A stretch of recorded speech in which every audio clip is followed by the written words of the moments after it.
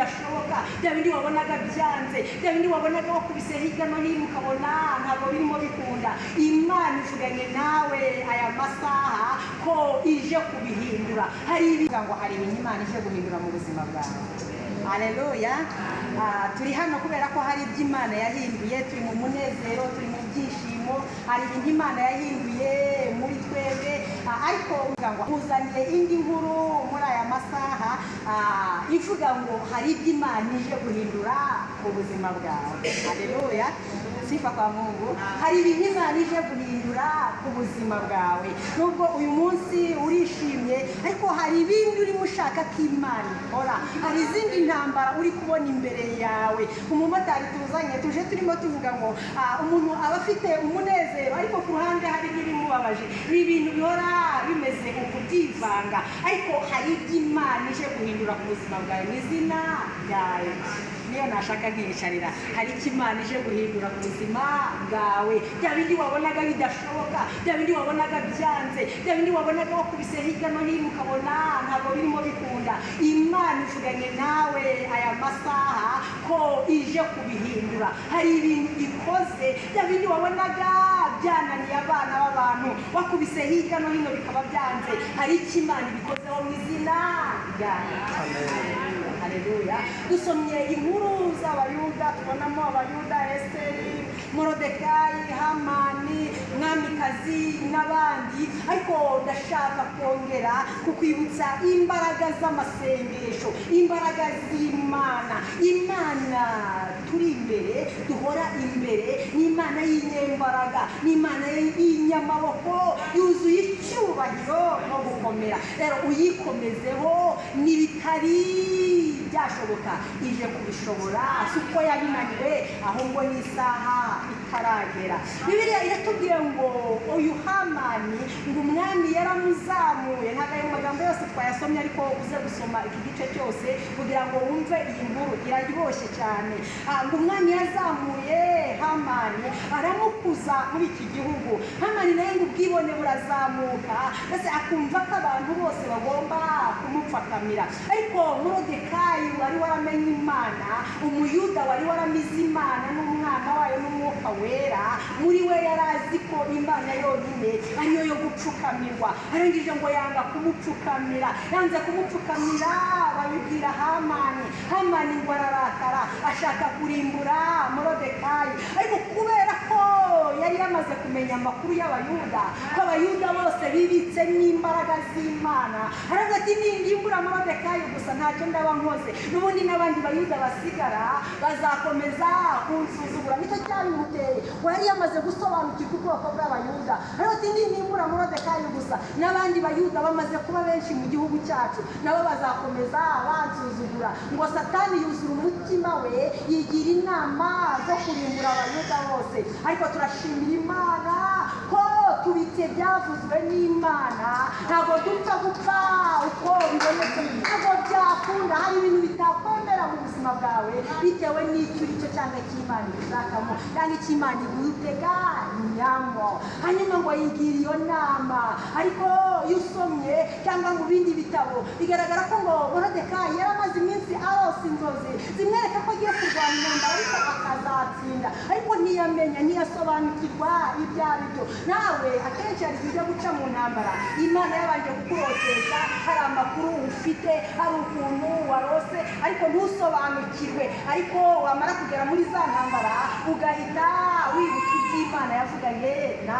Ibyo byateye Morodekayi kubwira Esiteri, aramubwira ngo naho wakwicecekera nta kizabuza Abayuda gutabarwa, ariko wowe n'inzu yawe, nuko hari amakuru yarabifite. Haleluya. Rero ngo Hamani amaze kurakara agambirira kurimbura Morodekayi n'ubwoko bwiwe, ariko Imana yari bahagazeho.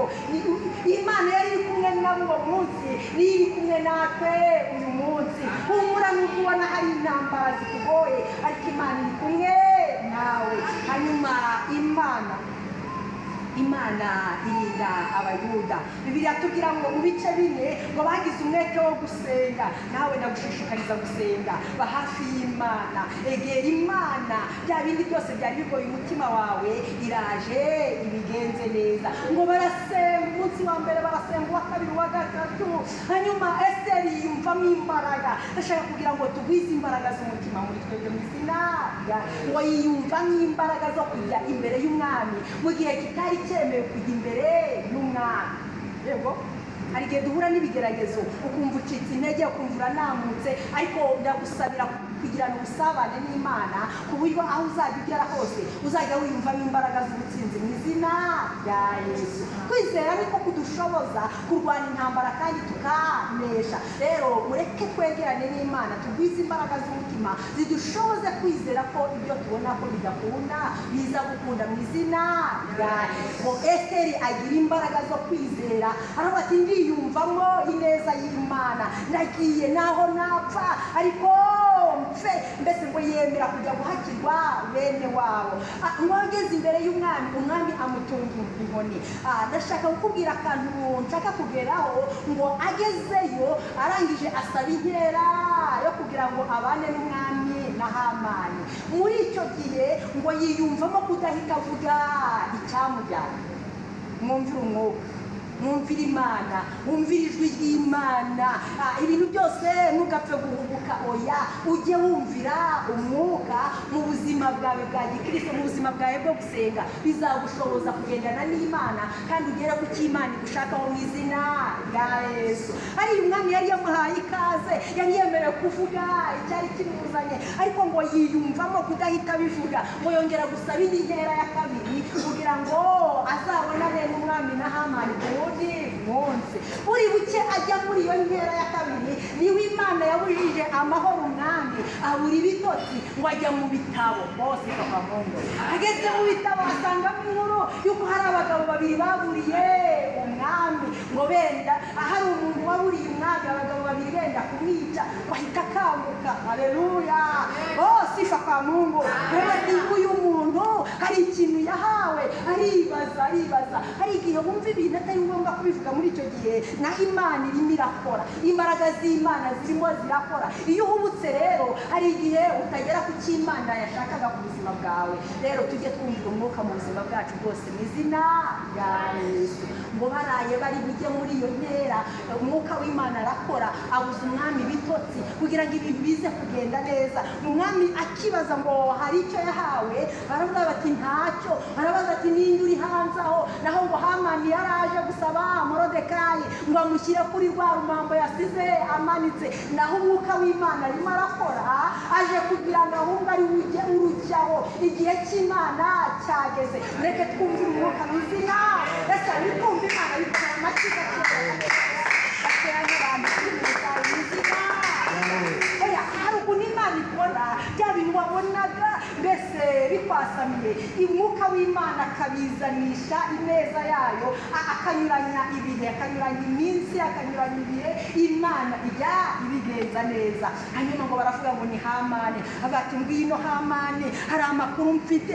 Ikintu cyadangaje, ntabwo Imana yatumye umwami atekereza ku bigiye kuba mu gihugu, inzandiko babaza ati uyu muntu se wangiriye neza n'uwo mu buhe bwoko, ngo amenye muri icyo gihe ko ari uwo mu Bayuda. Oya, hari ibintu Imana ibifungiye ahantu. Wahita baza Hamani ati umuntu umwami akunze kubaha, bahamugirira bate ngo Hamani n'ubwibone bwe. Hari ibintu biguhagaze imbere ubona bifite ubwibone byaremereye ku buzima bwawe, ariko ndagutangariza ko Imana ije kubyoroshya mu izina. Wahita uvuga ngo nta wundi umwami akunda kubaha muri iki gihugu, ngo atangira kwitakaho ibyiza. Rero iminota yanjye ndibwira ko igiye gushira, atangira kwitakaho ibyiza, ariko ngo aramubwira ngo byose genda ubikorere Morodekayi.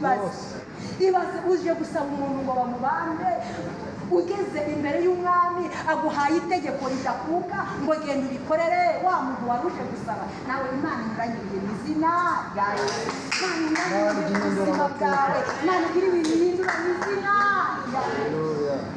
Nibaza nkabyishyiraho, nkibaza ariko ubu ngubu Hamani yagiye amutambagiza, yarivovotaga, aringira mu Rwanda ariko Mane mbese njya muri iyo sura nkibaza ngo yamutambagije ameze ate, yari ari mu yihe sasa, byari bimeze bite? Noneho amuvugaho amagambo meza kuri umuntu waruje gusaba ngo bamubange ku giti, ukagenda uvuga ngo dore umwami akunze kubaha, umwicaje ku ifarashi y'umwami, yambaye ikanzu nziza y'umwami. Oya, Imana inyuranye ibihe ku buzima bwawe mu izina ryaje. Hanyuma rero ngo avuye kumutambagiza kwihuse cyane yaje kurangiza Morodekayi abaye uwa kabiri, murazizi izo nkuru. Ariko Hamani birangira ari ubambwe kuri cya giti. Hanyuma ngo ntabwo ari we wabambweho wenyine, ahubwo na bene wabo bose bagize gute? Barapfuye. Abayuda barazamurwa mu izina rya Yesu. Niho hano twasomye ku murongo w'ikenda bavuga ngo kuri uyu munsi mbese ubwo abanzi b'Abayuda bari bazi ko bagiye kubagiraho ububasha, ngo birahinduka hose ifamanoni. Haleluya! Ngo birahinduka, ahubwo Abayuda baba aribo bagira ububasha ku banzi babo. Rero Imana ije mu buzima bwawe, nawe hari ibintu ije guhindura. Mwibuke ko muri kiriya gihe iyo umwami yarabaga yateye ku nzandiko agateraho kashi, byavugaga ngo